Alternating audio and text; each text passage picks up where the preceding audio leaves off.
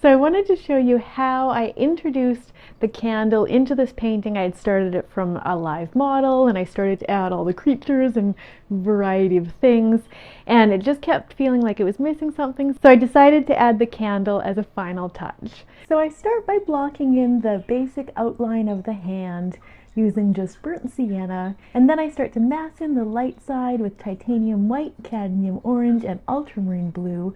And I block in the basic shape of the candle as well using yellow ochre. And then I start by introducing the glow of the candle with just cadmium orange and a little bit of cadmium red, and then soften it out at the edges using my fingers. I'm okay with that. Some people aren't, but I figure do whatever it takes. And then introduce the flame with titanium white and cadmium yellow lemon. And then once I've got the basic candle blocked in, I start to tweak the shading of the face. So the candle, of course, creates a warm glow on the face. So I introduce some cadmium orange, naphthol red, and titanium white into all of the planes in the face that are facing the candle to create that sense of a warm glow.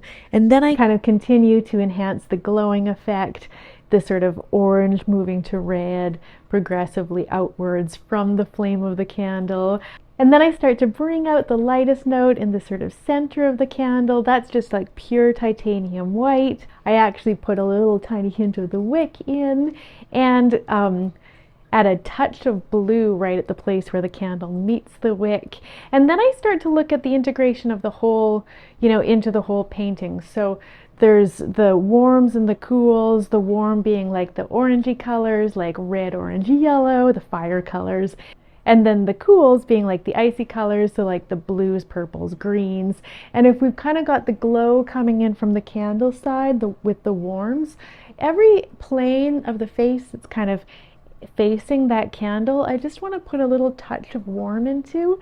And then on the opposite side, I'm sort of counteracting that with the cools. So just a touch of blues and greens make this like really vibrant, visually very exciting kind of painting. So as I look at the painting and start to think about bringing it together, a lot of the time it does have to do with like integration of all of the parts, like making it feel sort of unified in this way, which I think is one of the biggest challenges of painting, and creating like a really, strong, powerful composition. So right now I'm liking most of the parts of the ways that the elements have been painted, but it still feels a little bit disconnected. And one way that I can bring in that sense of unity is through light, sort of really harmonizing the sense of the warmth coming this way and the coolness coming that way. And so I'm just going to actually bring like a very gentle, kind of cool glaze. This is just Viridian actually. It's probably going to be a little bit strong initially, but it's actually so visually exciting. I love cools and skin tones. I'll do a little cool glaze with the Viridian. This is a very thin glaze, so it's just like a tiny bit of the Viridian pigment and a lot of the walnut alkyd medium. And I'm going to bring a little bit more cools, a nice Viridian glaze down. Oops, that's definitely not enough medium. Down this side of her shirt too. But I just love cools in the figure. And so we're kind of looking to have like a unified shadow that moves up through the figure, into the head from the clothes. So I'm going to use some gray, just literally titanium white and Mars black. And we'll just hope for the best here. I can always wipe it off. This painting's dry, so it's not like super risky, but it still always feels a bit scary to add kind of sudden final touches that are somewhat dramatic. So let's just try maybe like twisting our brush a little bit.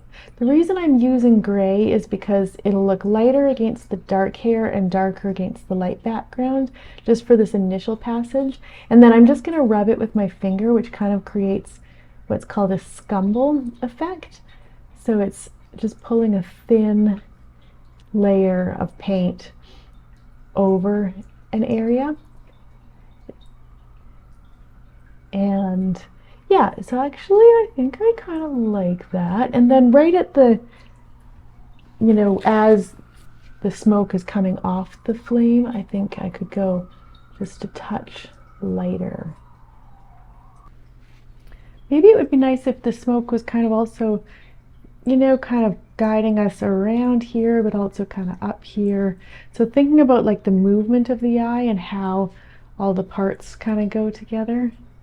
I don't know, we're just trying stuff out. And I do it a little hard, and then I just take a paper towel and kind of soften it in.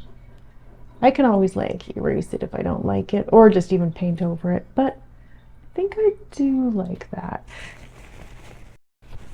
And now let's also create with some cadmium orange and napsol red and a little bit of Gamblin solvent-free gel, just a bit more of a glow, like a glaze that'll just kind of shoot up onto all of this, so that maybe even extending a little, light kind of going up.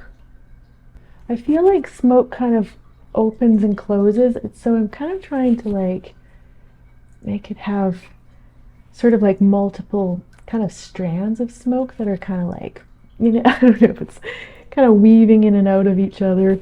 I don't know, I'm just trying to get it to be a little bit less regular. I could also actually just kind of wipe a little off and then put a little back on, something like that.